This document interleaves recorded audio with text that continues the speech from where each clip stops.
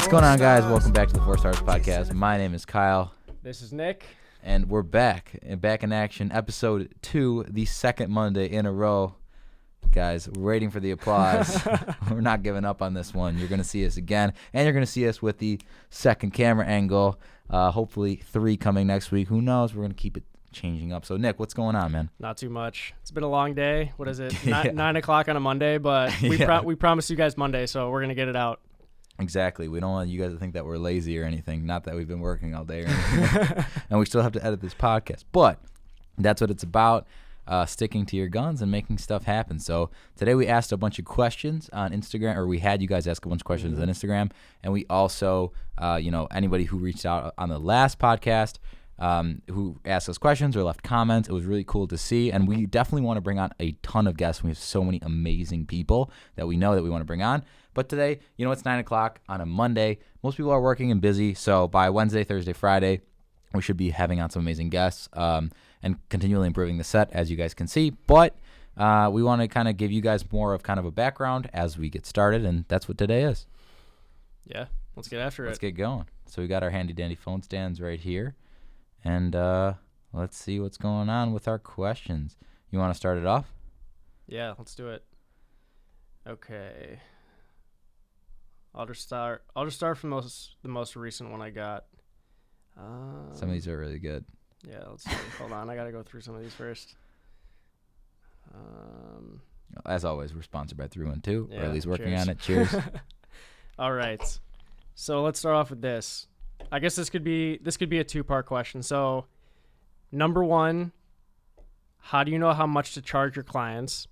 Okay. And then number 2 is, do you believe what you're charging is worth what you're giving? So, I guess let's start with the first part. How do you determine that when you first get a client? How do you convince yourself what you should charge, and how do you convince them that what you're going to give them is worth that? Yeah, that's a badass question, because I think people could approach it in multiple different ways. Somebody who could be watching this could be like, well, I want to make a bunch of money. I want to, charge whatever, or something could be really nervous, or it could be a client being like, oh, don't tell, XYZ to charge too much because I'm going to be like, yeah. Listen, there's there's levels to this shit. Like there really is. Like I'm not in the sense of like, oh, like it's just simply you can be relatively understanding of your own skill set. Right. So like you got to understand, like if you're just starting, like you can't charge somebody $5,000 for a video. Like, no way. But if like in your heart and people have given you the feedback and you've had amazing clients, it's just a building process. Wouldn't you agree? It's like a building process. And I just feel like you get to the point where you know what you're worth. Yeah. Like when everyone starts, like, what should I charge? I don't know what to charge. Am I charging the right thing? But when you get to the certain point and you're good enough to be charging that much, you know it. You don't second guess it. Yeah, and I think somebody could argue and be like, oh, well, that's a very vague answer. And you're right. So we'll give we want to focus on super practical advice, right? So you just started, right? You have let's say you have a Sony a7 III, or that's a little bit low, so that's a little expensive. So, and we'll get into that topic too, of like what cameras you should buy. But say you have a Canon 80D, it's $1,000 camera, you can buy it on Amazon right now. Love those cameras, easy to use, good video camera. David Dobrik has made a multi-million-dollar business off of one. Great pictures, great video, whatever. Maybe your budget's even lower, but roughly you're going to get the same result. You have that camera, you learn how to use Lightroom, you know how to use Photoshop, you understand how to use Final Cut Pro, or you can't afford Final Cut Pro for $300 in the Mac App Store, so you just use iMovie on your Mac, whatever it may be, or whatever video editing software you have. You have a good idea of, bringing clips together, you have maybe a tripod, you have a good understanding of, creating decent audio, maybe you have a Rode Go mic for $100, or maybe you just have the camera. But I would say at the bare minimum, if you're making a video, you get the company's logos involved, maybe you add some text. An amateur video should never be less than $500. Agreed. Even if you're just starting out. Exactly. I think 500 is a good starting point. It should 100%. Either be free or it should be 500. Yep. Anything in between is just a waste of both of your guys' time. I agree. You're not invested because you're not making enough and they don't have enough skin in the game to care. Exactly. So it's like you're either going to do them a favor by, doing it for free and looking to get that $1,000 or $2,000 video job or whatever it may be, or core client, marketing client, whatever. Or you're going to, I really need to pay my rent or I really need to do XYZ or whatever it is. I'm going to charge $500. If they deny it, guess what? Maybe your skill set isn't there, because if they don't accept your request at $500, they're not worth your time. Yeah. Either you're not worth their time or they're not worth your time. It goes both ways. Yeah. So there's really no in between. You probably shouldn't charge $100 to $400 for video. And if somebody's watching this, like, oh, you shouldn't be putting this information out there. Like, I really don't care. I don't want anybody charging under $500. Not because I care, just because it's just a duty to you. It's going to take you multiple hours to film. It's going to take you multiple hours to edit. That client might never come back. It's different if they come back. If it's a client, it's one thing. Don't be super cocky because I said that. I mean it in the sense of, hey, man, can you shoot me a video for my company? I'm never going to probably do another video with you again. Right. I want a hero video kind of thing. It depends on what content you're shooting for them. Yeah. Like, if it's a brand video, like one-off video, you're probably never going to get repeat business from them again. Never, but if it is repeat business, it's like maybe once, twice, 3 times a year tops. So that's still unlikely. Yeah. But if you know they're going to have other projects coming up or different products coming out and you could think they could be a repeat client, you might go in a little bit lower to secure that repeat business. Exactly. So when you're assessing what you're going to charge your client, what kind of questions do you ask them? Yeah, that is a great question. I think you got to think about, like we talked in the first podcast, kind of about what you're going to deliver to them, what money they can make off of your video. Right. So Nick and I talk about this often. Kind of, you have to address what client you're going after, or who you're talking to. If somebody comes up to you like, hey man, high school buddy's like, hey man, I'm starting this new business, blah, blah, blah. I don't have much money right now, but I just need your help. Like, if you have the time and the goodness of your heart to help them, I would do it personally for free, just because that's just what makes sense in that situation. You can't, I always say this, you can't drink from an empty well. You're better off using that opportunity to make a portfolio video to dial in your skill set, because if you think your skill set's perfect, the odds are it probably isn't, and you still have a lot of work to do. Either way, long story short is this. Figuring out how to charge, I would say address who you're looking at. If you're looking at somebody who's going to make a direct ROI from whatever you're going to bring to the table, you have to consider that. But just because an e-commerce brand is bringing in whatever $100,000 a month doesn't mean that your video is worth $10,000 of those dollars. Right. Why? Because there's other people who are willing to do the video for way less, whether it be $500 or $1,000 or $2,000 or $5,000. So don't be an idiot to think, this person's gross. First of all, it's gross. Second of all, if they ever post numbers or you have an idea of what they're making, even $1 million business, if they gross $100,000 a month, guess what? It's called gross, not net. Yep. So you are netting $10,000, whether you put your fees, whatever your cost in there, you're netting roughly a good amount, close to $10,000. You're not factoring in product costs, all this other stuff. So be considerate of that with whoever you're doing. You'd be like, oh, this guy, drives a cool car or whatever it is. Yeah, but he is taking on all of the other stuff in a business. You're a video guy who has a great skill set, super valuable. Obviously, I think that, but don't get too far. There's plenty of other people who are willing to take your position. Absolutely. So I mean, so what you're saying is when you're assessing what you're going to charge someone, you're basing it off the value that you would bring to them rather than the time you would be spending on the project. That's a weird. Yeah, you're right, because I think I think about that all the time. Yeah. I mean, personally, I charge based on the time I'm giving. Yeah. But I always think about, I could potentially make you thousands, tens of thousands of dollars. Yeah. But I'm only charging you X amount. Am I really getting paid what I'm worth? But that's also a hard thing to answer. It's not very quantifiable. It's hard to know exactly how much money you're bringing to their table. That's an amazing point. I'm glad you actually said that because that's something that it clarifies the point that I was making. And what I was saying is that pretty much this. Don't over or under. I don't base my costs on who is paying the bill. I don't, just because you drive a Lamborghini doesn't mean I'm going to charge you more. It has nothing to do with that. I'm just simply saying this. If you are going to, like I said, you can't drink from an empty well. If you're going to charge somebody, who has a very low income or whatever it may be, or you clearly know that they could use a little help, you're going to quote them $6,000 to shoot their wedding or whatever.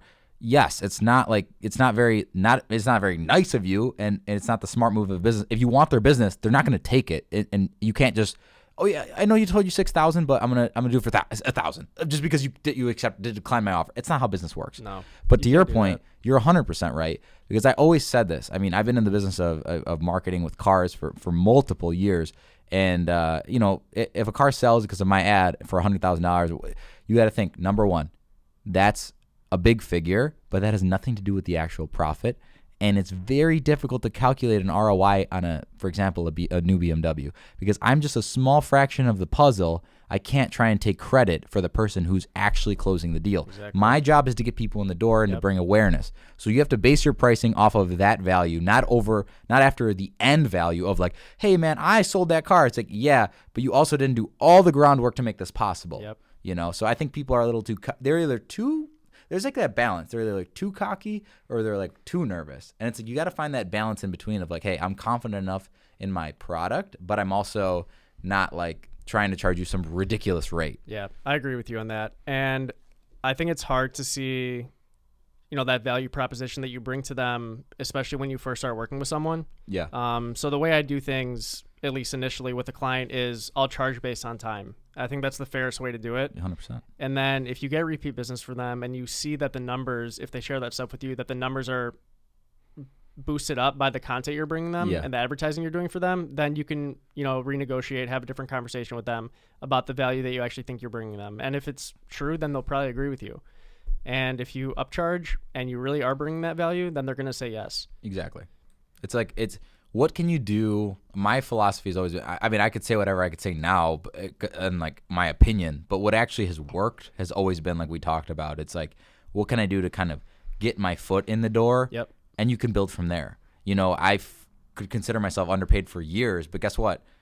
You could argue that. You could have the personality who's like, oh man, I've been underpaid for years. This is BS. It's like, or you built a lot of trust within another client and they're willing to pay you that real figure that you're worth a couple years later. It's putting the skin in the game. So many people aren't willing to do that. And it like blows my mind because everyone's like, oh, just got my camera. I'm going to pay this thing off. It's like, yeah, I paid a lot of money in cameras. And I know so did you before you made $1 with them. And it's like, you can't be so like, yeah, odds are it's going to take some time. But guess what? I mean, one project can pay off your camera. Yeah, exactly. Like, easily. Exactly. So, but yeah. No, I do it 100%. I forgot what I was going to say next. But, oh yeah, I was telling you, I told you a lot about this client. But anyways, so I guess going into the next question, do you feel like what you are charging people is actually what you're worth? A lot of the times I think no. I think I should be charging more than what I'm actually charging people. But like you said, you have to build that skin in the game. Yeah. And you can't come out like balls blazing. Yeah. Charging people like multiple thousands of dollars, especially if they're, like an early company in their early stages. Yeah. They're not going to say yes. And like I said, if you think the repeat business is going to be a thing in the future, you can come in a little bit lower and they'll come back. And when they do, you charge a little bit higher. And then they come back again, charge a little bit higher. And if you're doing a good job, they're going to say yes to you. 100%. Yeah, you got to think about the money you're putting in as like in investing into a stock, right? Like, yeah, exactly. Absolutely. That's perfectly put. Yeah, and like I think I did this without thinking about it like that, but like all the money I put into cameras and all the time and all the free work was like, having, money coming in, whatever, from other avenues was like giving me the ability to let that stock grow, right? So you have this big portfolio. Like you can do two routes, right? You can go to 5, or you can say 10 people. You go to 10 people, you give them all a video proposal for $2,000 and you get rejected by all 10. Yep. Or you do 10 videos for free and you take those free videos and you go take those videos to build $1,000 videos and you put it's a sweat equity game, don't get me wrong, but 100%. At the same time, you're literally just building up your stock value, building up more cameras, more assets, more production materials, lighting and audio equipment, all the stuff to eventually, like I always say, and we both preach, like just improve by 1% every day. And if you do that, if you do stuff for free and you do better work and your skill set improves, you're getting yourself in the position to do that. But if you just reject a bunch of clients or a bunch of clients turn you down, you're just going to lose all your motivation. You're going to think it's not going to work and you're going to resort back to your old ways or whatever you were doing before because you're like, oh, this doesn't work. It's like, no, it's not that it doesn't work. It's that you don't work or that you don't try different avenues. You're too focused on trying to get a cash return. Yep. And so many, it's delayed. I always say this, delayed gratification versus instant gratification. Instant gratification is getting a $2,000 check. Delayed gratification is taking a free job for months and then getting $2,000 check for 5 years because you did that. It's hard to do that though. And when you say that, the one image that pops into my mind, and I know this is like all over the internet, so I think most people are going to know what I'm talking about, but it's like there's two guys digging for diamonds. Oh, I love this one. Yeah. And one guy's so damn close, but he turns around, and then the other guy just keeps going, and you never know when you're gonna get there. And I think about that all the time. I want to print that and put it on my wall. That's actually, we're gonna have to make, as you can see, our action cams. I'm actually gonna do that because that's I love that. We've never actually talked about that, but I always reference that because it's like you never know. Like one guy just started and he strikes it. It's like putting yourself in the. I just said this to somebody yesterday. You got to put yourself in the position to get lucky. Yep. My buddy Ben. Shout out Ben if you're watching. You literally we took this photo and I graduated college on Saturday technically, and Nick and Callie, Nick's girlfriend, came, and we all and Ben, my boy Ben, we were all driving, trying to figure out like where I could take this photo because I had a vision, and I told Nick, I'm like, I want one photo, not 20, and we're like, and we find the perfect spot. Long story short, we had a very interesting time trying to do this. We had cops trying to literally arrest us, tow us, ticket us, everything, trying to get this photo. But I'm like, we got to get this photo. And Ben was like talking to me, and he's like, dude, this photo could not be any better. Yeah. And I'm like, we all were putting our best effort in, and we were giving ourselves the ability and putting ourselves in the position to get lucky, to get that lucky shot. And no one would ever think about it. But if they knew the story, they'd be like, I don't know how people approach that story, but they'll be like, shit, they put a lot. Maybe they could be like, that's a stupid thing. I don't care. That was a waste of money and time. But I look at it as like, I will always remember that moment. I'll always remember that story. We're going to blow it up, that picture, and put it in this office. And it's like, we only got that because we did so much groundwork. And that's like stupid like photo to me. But at the same time, I love it so much. And other people might not care, but it's a good like metaphor to business and life. Like you put the groundwork in, you could potentially get that like all-star win that everyone glamorizes. I put the photo up. No one has any clue what happened behind the scenes. No idea. But it was kind of god awful if you think about it. Like if you were videotaping, you'd be like, that was terrible. Like the slew of events that came up to that point. I kind of wish someone was videotaping how it went down. But that's the thing. Like we all understand how that stuff works. Yeah. So, yeah, man. I don't know. It's fun to think about, like, because in my opinion, everything in life is the same. Like the principles are the same. Yeah, the general principles. But let's keep pondering through these questions. Yeah, we've got. one up. I love to talk about this. And we both do. Do either of you have a favorite camera you recommend for beginning, on budget / high roller? So I'll start with you. I know what your answer is going to be, but let's see. I think most people watching that know me know what I shoot with. But I shoot with Sony now. I did start with Canon. I had a T3i. Yeah. I had a T6i, and then I had a 50D. Nice. And then I made the huge upgrade to my Sony.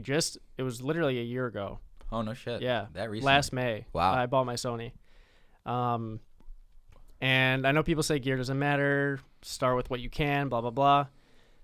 Getting my Sony and learning how to use, I'm not going to say it's a high roller camera, but it's up there, like compared to the other ones that I had. And using that thing and learning how to use it has just upped my game so freaking much. It's ridiculous. Like, if you look at my videos just from a year ago, like before I had that thing, absolute fucking garbage. Yeah. And then just getting my Sony, I think it was more like I was excited to have a new camera and I wanted to learn more about it and I wanted to shoot more with it. So that could have part to do with it. But I mean, I know everyone shits on Sony for their colors. Yeah. It's just like a thing. Like everyone does it. The colors can be wonky sometimes. Yeah. But if you know how to color grade it and you have the right LUTs to correct it, you could put it next to Canon footage, which everyone, praises to God, Canon colors, whatever. You wouldn't even tell the difference. Yeah, Parker Walbeck he put like a video comparison about that. Yeah, you can even change the settings within your Sony. And I mean, we could even, link it in the description if we can find it. But if you have a Sony and you want to match those Canon colors, someone has a video out there that you can literally change the settings within your Sony to make it look like Canon. But no, that camera is beautiful. I have a gear list, like I put a bunch of time into it, and the A7 III to me is what Nick shoots with, and that's like the all-time best camera for the money that can do everything. Agreed. In my opinion, and my opinion is very skewed. Well, not really, actually. It's actually a pretty good opinion because and that's why I bought it though, because it was like my first like camera over like $1,500 that I bought. Yeah. And I just wanted something that I could, shoot stills with, take good video with. Yeah. Had 120 frames per second at 1080. Exactly. Yeah. All this stuff. It had everything. Autofocus was severely upgraded from like the last model. Yeah. The low light's incredible. 100%. Yeah, it's great. So yeah, I mean that's the reason I went with it, is because it's it's got all the tools that you could ever need from all these different cameras. Yeah, dude, 100%. And that's the thing. It took me a while. Like I'm a very big like trial and error tester guy. and I shot with Canon. Obviously, we talked about in the first podcast. Canon T3i. Canons are great cameras. I wanted to buy a 5D Mark III for the longest time. I think everyone did. Yeah. But it was always expensive, and I was like, no, whatever. So I got a Nikon D7100, then I got a Nikon D800 used, and I bought the Nikon D850 new. And my old business partner Rob, he's like literally a god with video, he got me into the Panasonic Lumix series, the GH5, and that camera is what we're filming this podcast on for multiple different reasons. But those cameras are beasts for the money, for like $1,400 now. They used to be more, but they're beasts. They're micro four thirds, so a little bit less good in low light. The autofocus sucks, but everything else is amazing. And then I got the Canon 1DX Mark II, because I'm like, oh man, this is what everyone who's really good uses. I gotta try this camera. And I also had the A7 III, and I'm like, I didn't give it the time of day, because I'm like, it's not, like, the colors suck and all this stuff. And at the end of the day, after looking at all these different brands, and Fuji, no one cares about Fuji, honestly. I don't know. You're kind of a weirdo. You shoot Fuji. Not to be a dick. I just say, come on. But I just don't know if they have like the stuff to back it up. I would never switch. If you do, if you make good stuff, you probably make way cooler stuff than I do. That's fine. I mean, I don't know about like stills cameras, but But Nikon is great for photos, is what I've learned. The Lumix series is incredible for video, but it's terrible for photos. So I always carry 2 cameras, and I'm like, this is such a pain in the butt. Canon's file sizes are huge. The lenses are amazing. The lens choices are crazy good. The EOS R only shoots slow motion in 720, so I never wanted to buy that camera. The EOS R5 is what probably Nick and I will both switch to. Maybe we'll see if we get to come out of Sony. That'll be my B camera until I'm convinced otherwise. Yeah, it should be my A camera. Yeah, that camera, like it's not out yet, but the specs are crazy. But the A7 III, like the 2470, either the Tamron or the G Master, Nick and I have tested both. It's a great camera. So if you're gonna save up for one, honestly, just not throw a bunch of brands out at you. We've literally tested every single damn one. If you're gonna do photo and video content creation, you should probably go with Sony. And if you can't afford the A7 III, I think the A7 II is pretty good. I'm not totally sure. Is it the S2? Is that the one that like? I think it's maybe. That I don't know. I don't know Sony's terminology, but there's like Sony makes some good cameras. They have like small little like issues, but they do film slow motion. They do have full frame. Full frame is a big deal. We're not going to get into all of it because it's going to take up too much time, but full frame is the look everyone's looking for. More depth of field, better low light situations, all that good stuff. So yeah, if you're looking for a camera, we'll put the gear list down below so you guys can read through that and all that stuff. Like I mentioned, the Canon 80D is a great starter camera. We both started with Canon stuff. Easy autofocus, easy menu system. Sony's a lot more difficult to work with the menu systems, all that stuff. But yeah, that should answer a little bit of your questions as to if you're going to invest some money, you're going to ask for your next Christmas gift or whatever it is. If I don't know, that's kind of a big Christmas gift, but regardless, that's probably what we recommend. So, you see any questions that you like? Let's see. Let me slide through these real quick.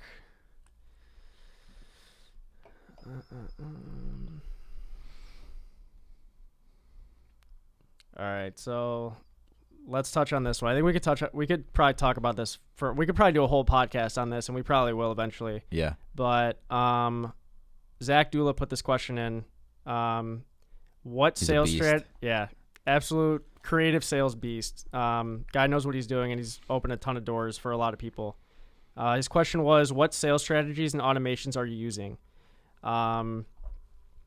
So for those of you that don't know Zach, he runs Dula Creative Shop out of Chicago. It's a creative marketing agency, very similar to what both of us do. He came out with a course recently, I would say 3 to 4 months ago, called Automation Station through the Creativepreneur Club, and he basically teaches creatives how to sell and how to run their business. Yeah. Basically, the tagline is go from freelancing to starting a business. Yeah. And he wants to get people to that next level. And what he does is teaches you different sales tactics, prospecting, cold email scripts, how you should go about those things. And once you have someone in the door for a meeting, how can you use automations to basically save your own time and run the sales process for you without you having to be there at the front line typing out every single email, blah, blah, blah. So, I guess I'll start with this then. So I took Zach's course. It literally probably slingshotted me a year in the future with the content that he gave me through that.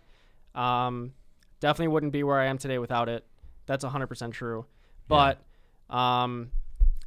sales systems, different prospecting methods, and different ways to cold email. And the one thing that I really took away from, his cold email strategies is you need a pain point to get the client thinking this is really something I'm missing. Yeah. And 2, create a call to action and ask for a time to talk. Yeah. Because, everyone's like, are you free sometime this week? Yeah. Everyone says that. No, are you available sometime this week or next week? Yeah. And then someone could be like, yeah. And then you're sending another email. Oh, I'm free Wednesday. Oh, no, I'm not free Wednesday. So like you're creating friction in the sales process that you just don't want. So put a day out there, put a time out there, and ask them for a specific date and time to talk. Yeah.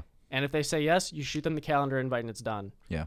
And if they say no, and they'll shoot you a time back. Yeah. So like it's, instead of 4 or 5 emails back and forth of you guys trying to figure out time, it I think it's similar to like dating, and sales is similar to that. Like Absolutely. It's better off just being direct and upfront. And yeah, no, that's really badass. I haven't seen a bunch of it, but I love.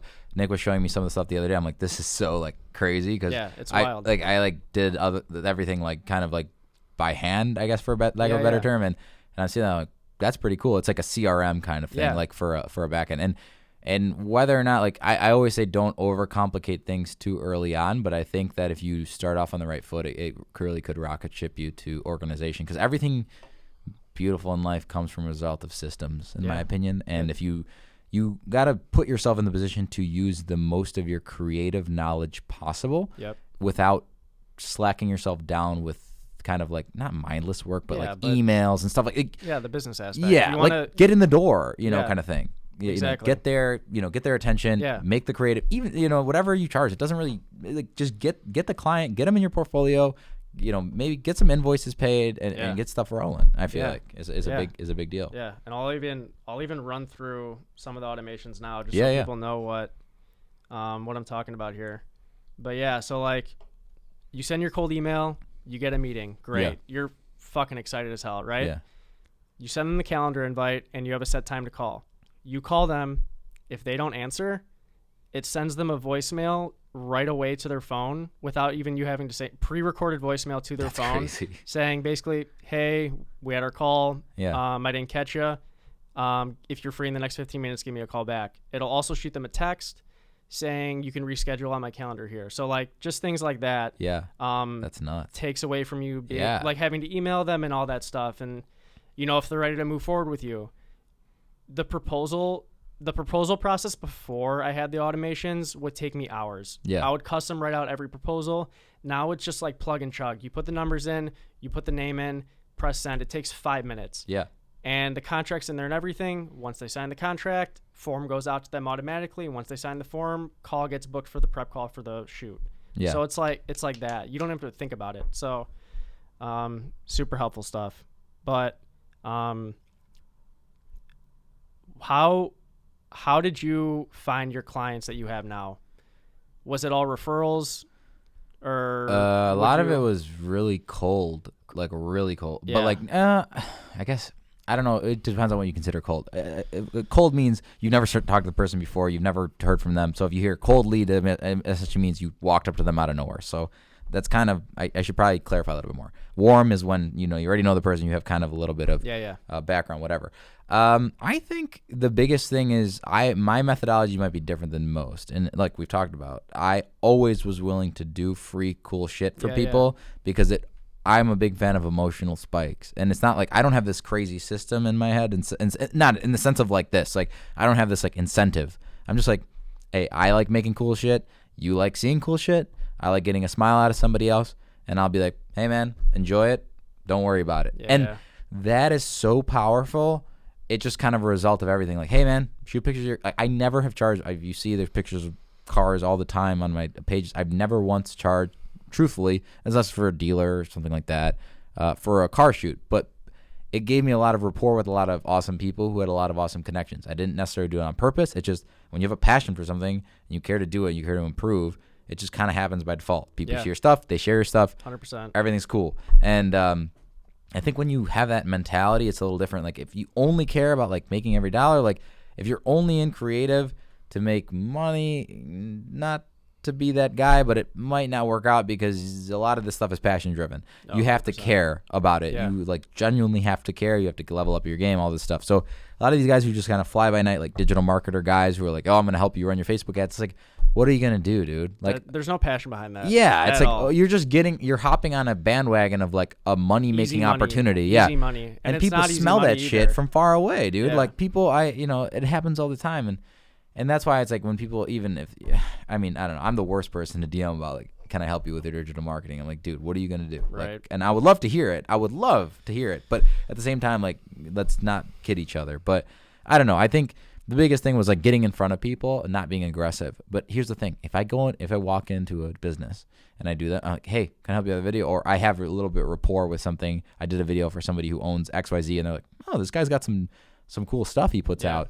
It's like a no-brainer. Like, hey, and I've had clients come 2, 3, 4 years later after I did something irrelevant for free. I mean, cars have always kind of been my thing, and it's like an outlet, so it's easy to like network like that. But either way, it's like a no-brainer. It's like, oh, I'm gonna call Kyle for my video or for my marketing or this or that, and it's like, okay, cool, everything's good in the hood. Like, I'm not in any rush, and that's the delayed versus instant gratification. If I was like, oh, you got to give me a client, and I get it, and if you're cold approaching clients, it's probably not the best methodology. You got to have some kind of rapport. But if you're going from businesses straight up from like Google or somewhere online, you probably want to have a set structure as a business, because I've learned that was probably one of my biggest mistakes. Going back to one of the questions, it was something about what was something you wish you had known when you first started your own business. And that kind of goes back to the first podcast and saying you have to not be scared to ask for money. And the longer you wait, the more unprofessional you look. I agree with that too. So there's a little disconnect. People are like, well, Kai, you just said that I shouldn't charge. I'm like, no.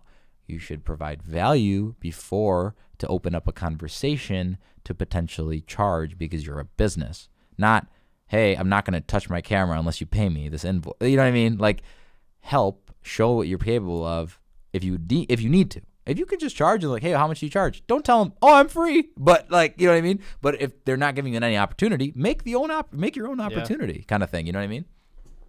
It's interesting. It's a weird dynamic. There's a lot to psychology and sales and like making somebody, but there's no like trickery behind it. It's like, are they setting you up for the sale? Or do you want to extract the opportunity? Are they not interested? Whatever it may be. Yeah, and I mean, you got to read the person. Oh yeah, that's something that like it can't really be taught that much. Like you kind of have to figure it out, and that comes from experience. It doesn't mean that it's a natural gift. So don't think like, oh, I don't have that. It's like if you're a videographer or a photographer, or marketer, whatever it may be, you want to do content-driven digital marketing, whatever you want to do, get in front of people, learn, see how they react, and guess what? If you have 100 people who say no, you obviously did something wrong. That's when you ask somebody like us the question, hey, what could I do to change my approach? Not, I haven't reached out to anybody. I want to see what will help. Like, I want to see what to do. Do it first. If 100 people say no, we'll come with you. Yeah. But the one thing about that is when you're coming in cold to someone, one, there needs to be a need. Yeah. And two, it needs to be the right time. Yeah. So that's the hard thing, is those two things need to be in unison at the same time that you're coming in to ask them. So, I mean, if someone says no to you, it's not because you had a shitty, cold script or you did something wrong. Sometimes it's just not the right time. They don't have the money, they're already working with someone, or they just don't see the value. Yeah. And it's very possible. Maybe they have somebody. Like I know clients that I have, if you walk up to them trying to sell them video, guess what? They're going to tell you to leave. Yeah. I mean, because they already have somebody who suits their needs. Maybe not everyone. I hope most people say that. But it's like, how are you going to come? Like you can't, and don't step on people's toes either. That's not going to get you very far. No. So I think that's like the thing to really consider. But I guess moving forward, let's see what we have here.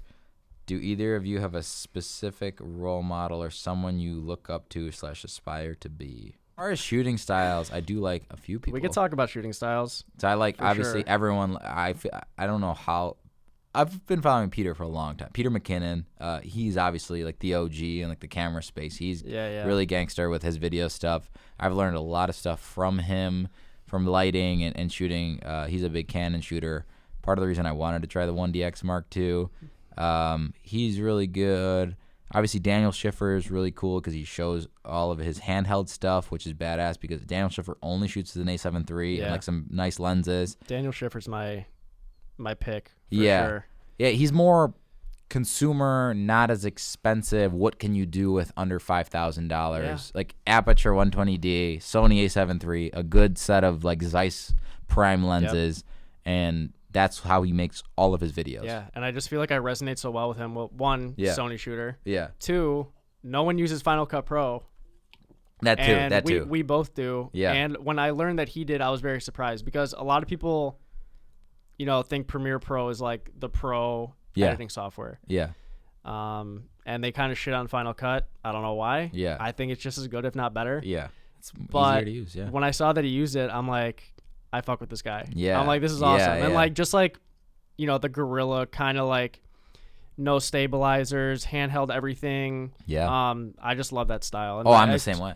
I think that's both how we work. Yeah. Like, is, run and gun stuff. Exactly. What can I do the fastest and like the quickest, the easiest, least path, like least resistance kind of thing. Yeah. And I think that's, you kind of got to find that person. I mean, it's not like that hard to find. You could look up Peter McKinnon.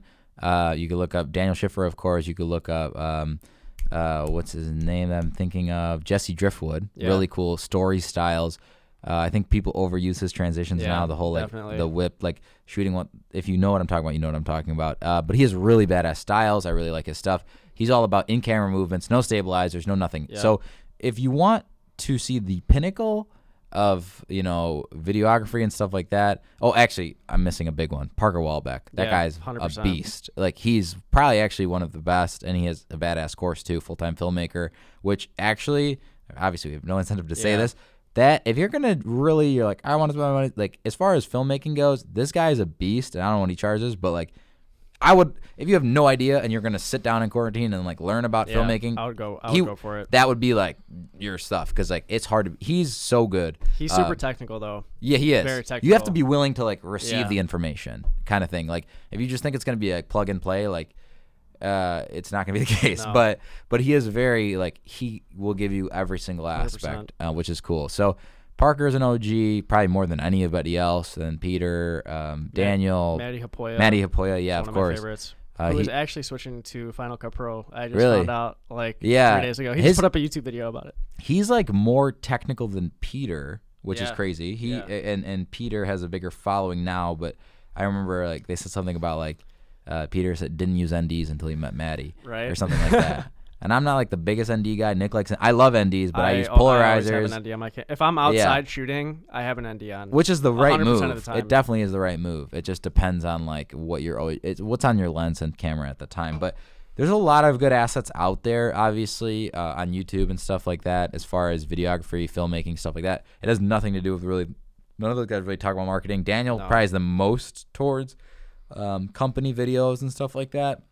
Because I know he does a lot of this stuff for more like local stuff, but we wanted to do kind of a segment on some ideas, and we might go further into this in the future, but let's just toss around a couple ideas because I know we got a question on our channel last week about how do you come up with creative ideas and stuff like that. So I think we thought about it. We were like, this the best way for us to really even give you guys that mindset and that process would be throwing us random ideas of random clients, random businesses, and see how we'd approach the situation from start to finish. So we're going to give you guys like a quick minute debrief of what our storyboard would be off the cuff. And that's what we call it, 4 stars, not 5 stars, because you can create a storyboard in your head, get an idea of what you're going to do, and then you could perfect it later when you're actually shooting it. So I guess you could start off, give me a company, whatever random company, and I'll get an idea for a video, a hero video, right? A hero video would essentially be like a brand video they'd post. They just started or they have been, but they're like, hey, we want to go online. This is what we want to do to kind of establish our presence and what we shoot it with,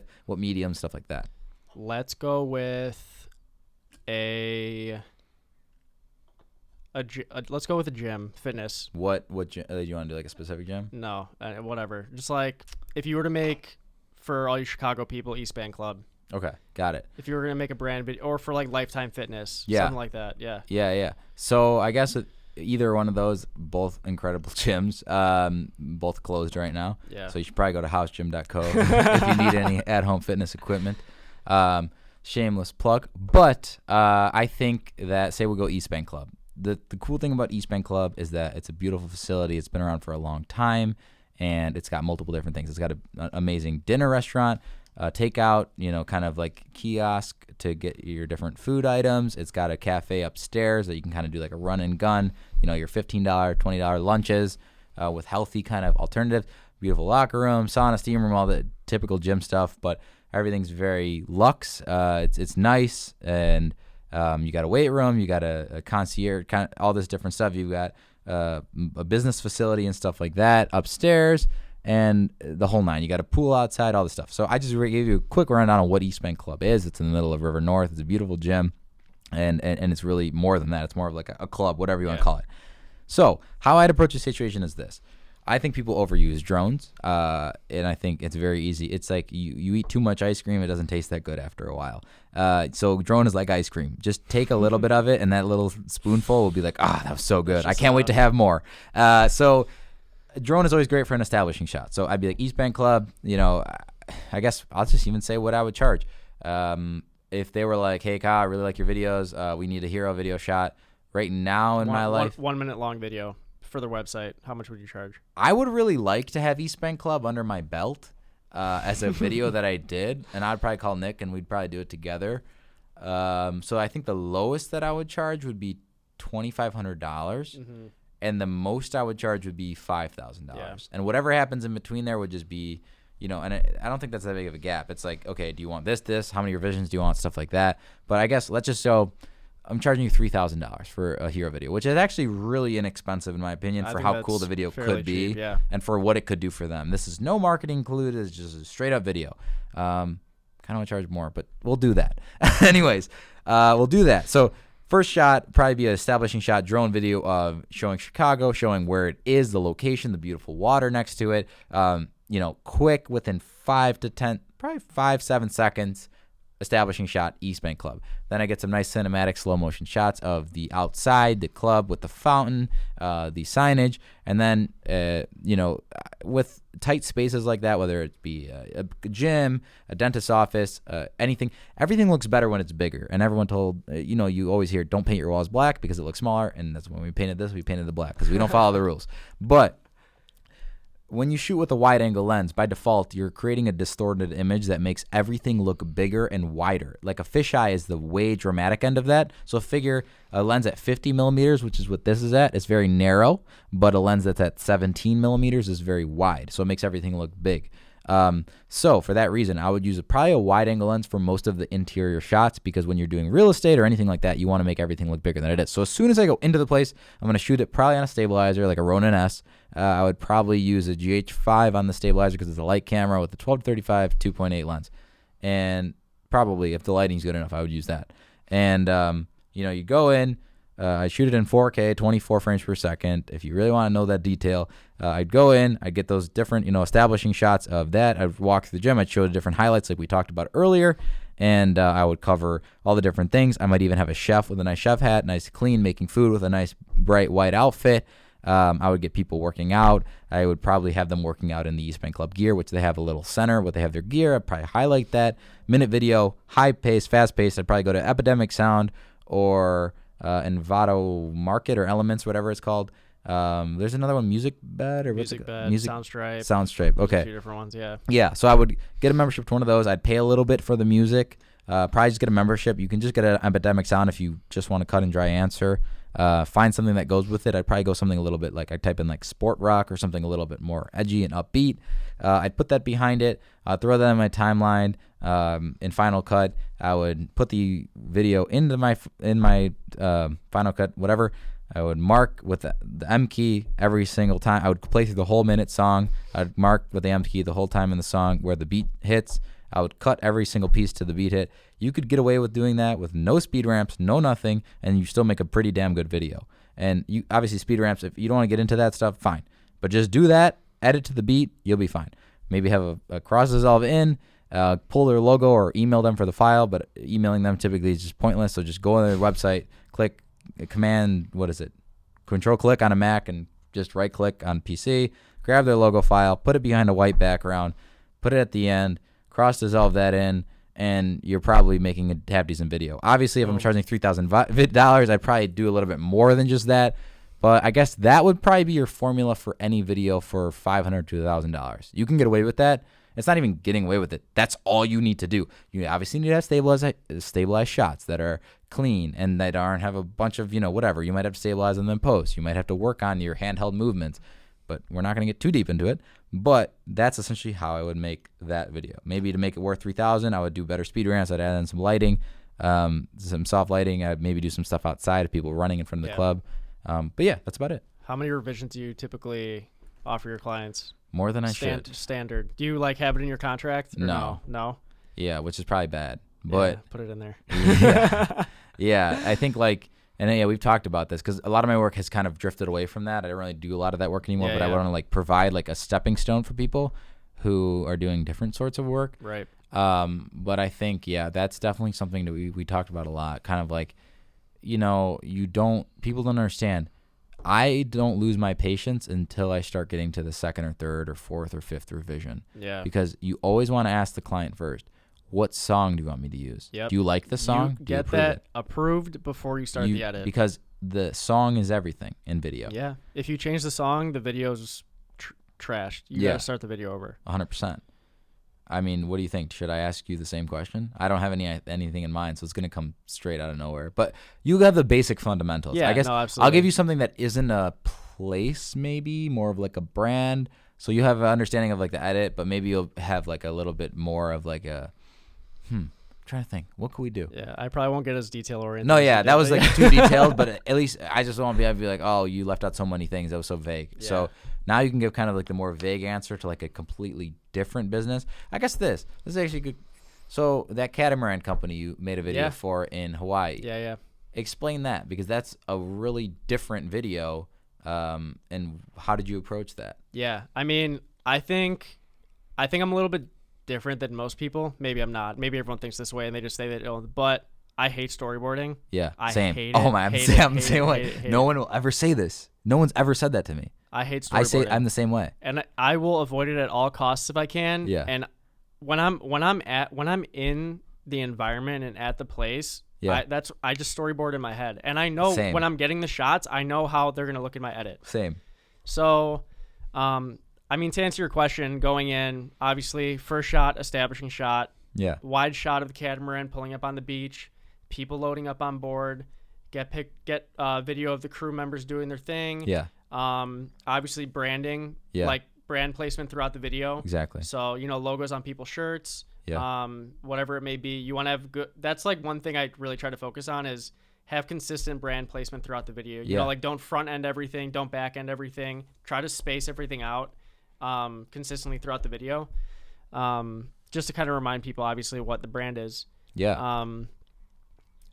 But yeah, I mean, the people on board having fun, getting drinks, jumping in the water. Obviously, underwater shots, that's a huge part of it. Yeah. And, thank God we saw, everything we could possibly see on that trip. So, whales, dolphins, turtles, fucking everything you could ever want. So, I mean, the video was good because we got lucky. Yeah. But like you said, I put myself in the right place. Yeah. To get underwater or wherever. I mean, it's hard to mess up a video like that. Everything's so cool. Yeah. But, yeah. I mean, I was on a boat, so I literally brought one camera, one lens. I didn't bring my stabilizer because I'm on a boat. I'm gonna be rocking all over the place anyways. Yeah. So I shot a lot in slow motion. Yeah. Obviously, to try to smooth out the jitters and the shaky motions. But yeah, I was just quick cuts because the longer you're filming, when the boat's shaking, the more jitter you're gonna have. Oh yeah. So the longest I recorded any shot was probably 4 seconds, 5 seconds. That's something that no one thinks about. You don't need these cinematic pans. A lot of video style now, which I get away with a lot and people love, is the fast paced cuts. Because our attention span's short. And if you need to, you can punch in on shots and posts and do fake pans and posts and whatever else. So, but yeah, I mean that was a different project for sure. Yeah. But didn't really involve as much storyboarding. I just kind of sent them my work. They're like, this is sick. Yeah. Come on and, make us something. And there was no real collaboration. I literally asked them, I'm like, do you want to talk about ideas for the video? And they're like, nope. Yeah. Just do your thing. Give us something. So, I mean, that's the best person to have, obviously. Yeah. But and I hate Dude, I couldn't agree more with the storyboarding thing. Like that, like I can't reiterate. Like when I just said that about like East Bank Club, that was how I would think while I was shooting, but it's not how I would think. I wouldn't write that out before. Right. I'm all for writing out plans and visions and stuff like that. But at the end of the day, we're not doing $20,000 commercials. No, here. but like, and how many times is it the plan actually coming to fruition? Never. Yeah. You know how many times we've made a PowerPoint on how the video is supposed to look. Oh yeah. And then we get to the shoot, and then 90% of the shots we were gonna get, we don't even get in the first place. Yeah. And then the video ends up taking a completely different direction than we wanted. So like, I don't know. I think I mean, it's got its time and place, but I think it's just, and it helps, secure your clients if they have any like nerves about anything. Yeah. And I think that's the main reason people do it, is to make sure both parties are on the same page about things.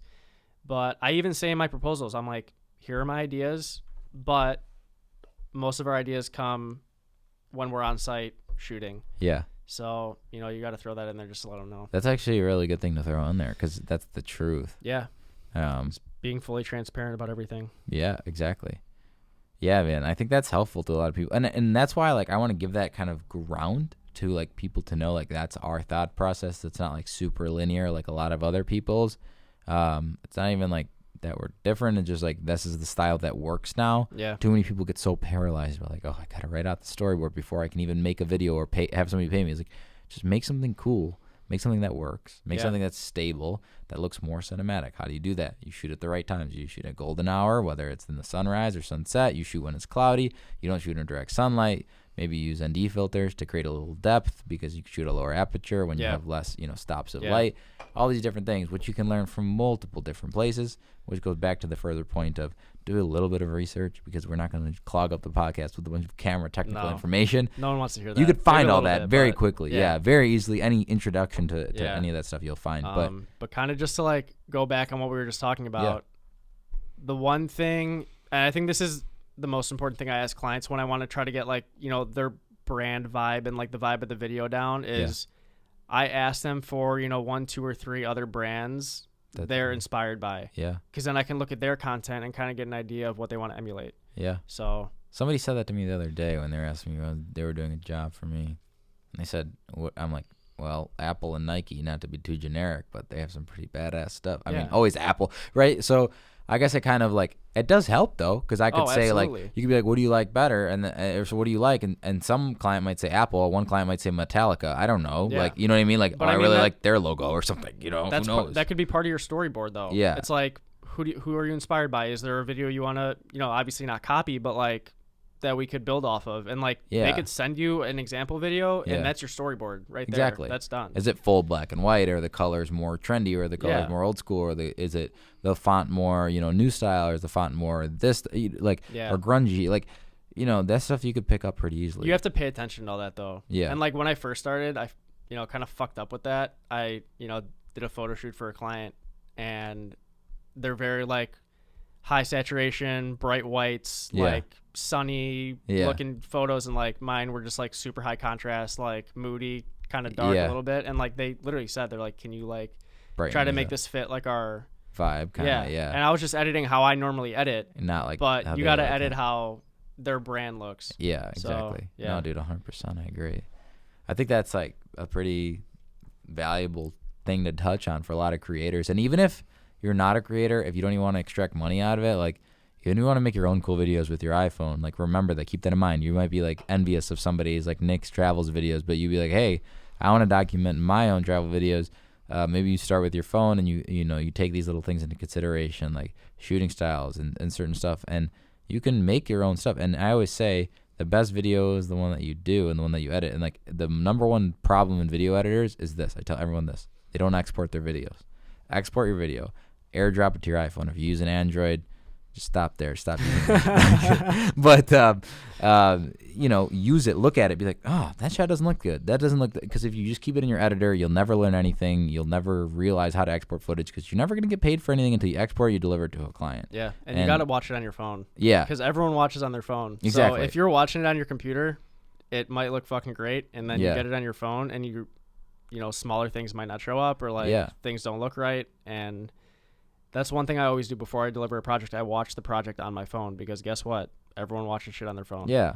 And if anything, I message it to a few people that you know and love. I do that all the time. Yeah, hey, how does this look to you? I do that all the time. Someone might be like, that's awesome, or like, yeah, it looks a little weird. Yeah. Or, you know, I have a group chat with, you know, some of my buddies, and every time we're done with an edit, you're like, we'll send it to each other. Yeah. And we'll all critique it, and it helps a ton. Yeah. No, I agree with you 100%, man. That's badass. I love that. I mean, what do you think? We're an hour in now. So will you guys leave us a comment whether or not you guys want us to go shorter, longer? I think an hour is a good sweet spot. Yeah, I think an hour is good. Yeah, you guys tell us what you think. We got a lot more questions in here. Oh, we do. We can rip through more, and we can keep it. We can keep a question segment on every podcast. Yeah, let's save them for next time. We can keep we'll keep a list of them that we can just 100% run back on. Sweet deal. I love that. We're gonna just keep it because if we post anything on Instagram, my Instagram primary one is Soulcar Media at SULKR_media. Nick's is personal is Nick Loggy, and then my business page is Loggy_media. Sweet deal. If you want to follow my personal stuff, it's at Kyle Soulcar, and some car stuff if you like cars on YouTube. I've got stuff under Kyle Soulcar there too. We're gonna post a lot of kind of the behind the scenes content, all the stuff that's going on at the office, all the businesses and brands we work with and that we run, and all that good stuff. So be sure to stay on the lookout for all that stuff, and ask us a bunch of questions. Comment down below with what you want to hear. No question. I know he said that there was such a thing as a bad question, but just be conscious in your questions. But just ask us the best question you can, and don't get paralyzed by not having the best question. Just put a little depth into it. Ask us something more specific. That's all we want. It's a specific question. What do you not like about this or that?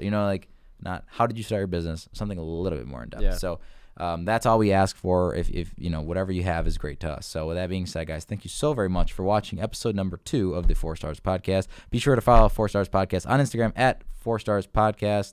FOURS 4 Stars STARS Podcast. That's what that is right now. And we'll have a website up and stuff like that soon enough. And we should be getting approved for iTunes and Spotify, SoundCloud, wherever, hopefully soon. So we're going to go edit this right now before midnight, and hope to see you guys soon. See you guys next week. Peace out. Cheers. Well, this is empty, but cheers. Cheers anyways.